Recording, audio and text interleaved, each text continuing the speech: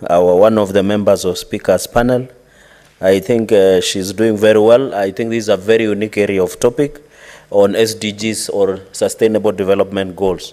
Mr. Speaker, it behooves all of us that we left Millennium Development Goals that was supposed to be achieved in a certain period of time. Mr. Speaker, this is a wonderful motion. I think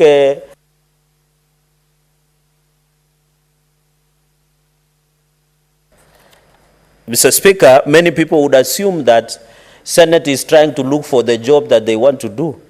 But the courts have decided, Mr. Speaker, you remember the Supreme Court decision that Senate no longer, and I want, because I was following submissions earlier on, because I was held up in exigencies of duties somewhere, Mr. Speaker, the courts have ruled, even Supreme Court, and my citation is escaping my mind, that Senate does not only oversight equitable shareable revenue, a Senate also oversight own source revenue. Mr. Speaker, I want to say this because I'm aware that some cabinet secretaries who fail to honor the question time, that they think that going to National Assembly is better than going to Senate because they have powers of budgeting.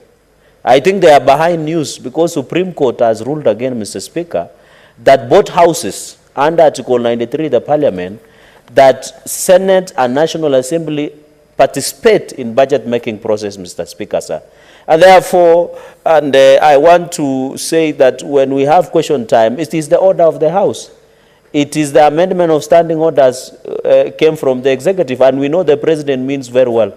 So, Speaker, those cabinet secretaries who continuously skive or fail to appear before Senate to answer public questions. This is not Senator Katuri's, Murungi's questions, or Senator Nyutu, or Senator Kamara, or Senator Catherine Muma. Questions, these are questions that we are asking on behalf of Kenyans. Mr. Speaker, those cabinet ministers, we are marking them, and when time comes, appropriate action shall be taken against them, because, Mr. Speaker, we cannot have a country where people fail to account for the decisions they make in office. And they don't make it free of charge. We pay them to do. And therefore, I wanted to put that into perspective so that many people do not imagine Senate is looking for the work they want to do.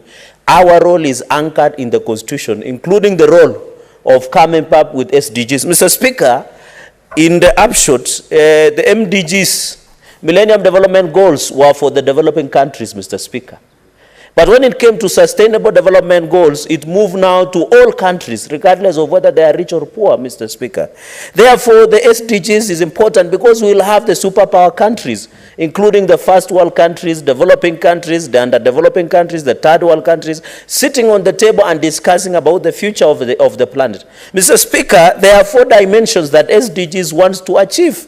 1 is people, 2 is prosperity, 3 is planet, which is the earth, 4 is partnership, and 5 is peace. When you encapsulate the 17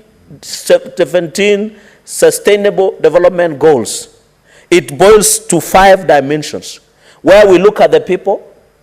For example, as Senator Kamara said, the issue of poverty, one of the agenda is there should be no poverty, Mr. Speaker, sir, across the country or across the globe. Number 2, we should have zero hunger. It is sad that in this day and time, some Kenyans, Mr. Speaker, and we come from a drought that was very serious, some Kenyans are still dying because of hunger, or even across the world, or even in Africa, Mr. Speaker. And then we have what you call good health, Mr. Speaker. Good health is, I'm happy the government, through the plan of His Excellency the President and the government, they want to roll out universal health coverage to ensure every Kenyan has an access, Mr. Speaker, to medical health. And this is anchored also in the SDGs, Mr. Speaker. We want also to ensure, and you have heard the government, Mr. Speaker, on the issue of NHIF, by ensuring that people who at least do not earn, we pay NHIF based on the earnings and rationalization, Mr. Speaker, so that that person, an ordinary Kenya, a mama mboga or a boda will pay less for NHIF card. But you and me, who are salaried, should pay more to cover the others, Mr. Speaker. And the issue of health and well-being is very important. I hope it includes also the issue of reproductive health, the issue